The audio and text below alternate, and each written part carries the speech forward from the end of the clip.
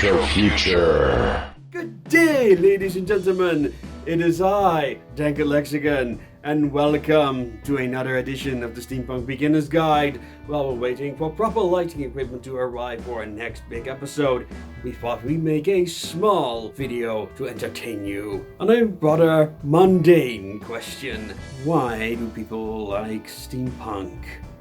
One thing that irritates me about the discussions on the Ethernet surrounding any form of punk, apart from my usual grievance that I'm never sure what the commenters are talking about, there is this implied suggestion that something punk must have a monopoly on whatever aesthetic or theme that people associate with that whatever punk. This kind of bleeds into this idea that if you like steampunk, you must be a steampunker.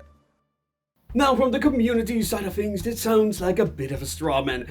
No, steampunk actually believes this, but bloggers treat steampunk as this alien thing that only high-functioning artists can understand. And for me, the steampunk subculture is like most costume cultures, with their own tropes, traditions, and role models. You can't walk into a club for miniature trains and understand all the things that are going on. These enthusiasts have their own language, in-jokes, and etiquettes. Sure, we all know what model trains are, and we have some ideas what it is these people are making, but it doesn't mean we understand what makes them tick. I don't know anything about miniature trains, the hobby or the culture it created. That doesn't mean I should attribute all these goals and motivations to this community either. When it comes to steampunk, what bloggers and journalists like to do is really read into things and project whatever worldview happens to be in vogue that week. But that is not what we'll be talking about today. Today we'll be talking about steampunk's mainstream appeal, because that is why bloggers talk about it in the first place.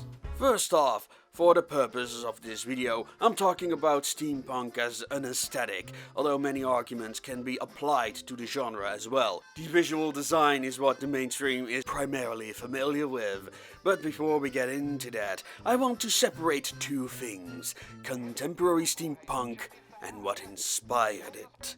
Going back to one of my pet peeves, writers such as Jules Verne and H.G. Wells, or movies like Metropolis and Chitty Chitty Bang Bang. Not steampunk. Wells and Verne wrote future speculation.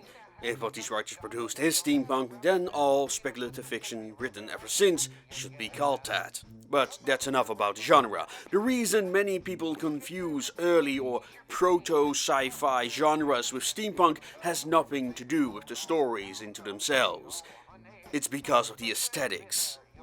It's illustrations and films like this that inspired the aesthetic of steampunk. If anything, steampunk is a continuation or homage to these old works of fiction. The same goes for Victorian England, that often serves as the background for many of these adventures, and proto-sci-fi stories such as Around the World in 80 Days and Sherlock Holmes. In other words, the aesthetic that steampunk is known for has always been part of the mainstream.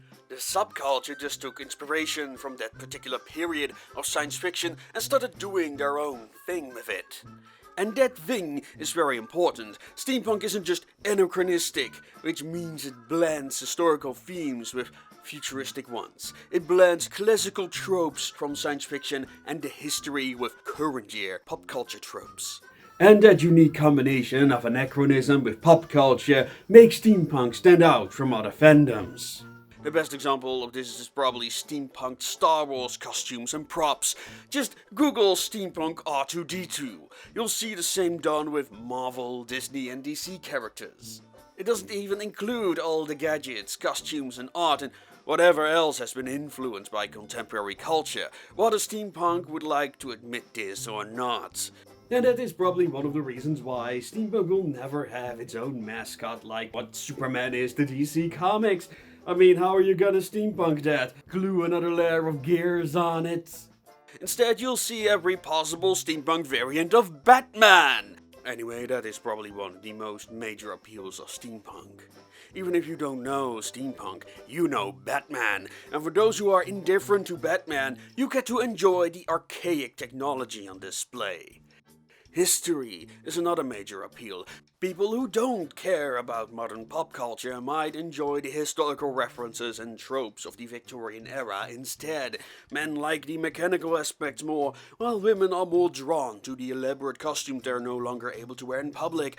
Little Johnny gets to take pictures with steampunk Darth Vader, while Grandpa gets to see the objects he may not have seen since childhood. To summarize my position, it is my belief that the aesthetics and ideas from the early days of modern pop culture and influenced steampunk have always been part of the mainstream, thus never lost their appeal to begin with. We also have to remember that humans like to collect and preserve things, lest they are lost forever. And that makes steampunk timeless. In my previous video I mentioned that steampunk is a self-made subculture with no corporate entities sponsoring it.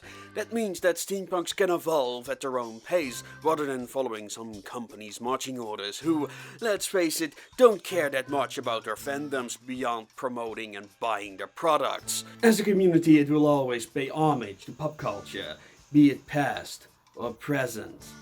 And I believe that's true for creatives as a whole, especially in an age where creative architecture and design is becoming increasingly rare. The audience will have to look for it in works of fiction. And hey, it's the 20s, so let's bring back some of that roaring aesthetics, shall we? And that was it for this video. A shout out to my patrons on Subscribestar and Patreon. If you want our take on the steampunk genre, go check out our short stories of the Association of Ishtar, or go out the retelling of steampunk franchises on our second channel, the Retro Future Research Foundation. Your subscription would be greatly appreciated. And as always, make things your way.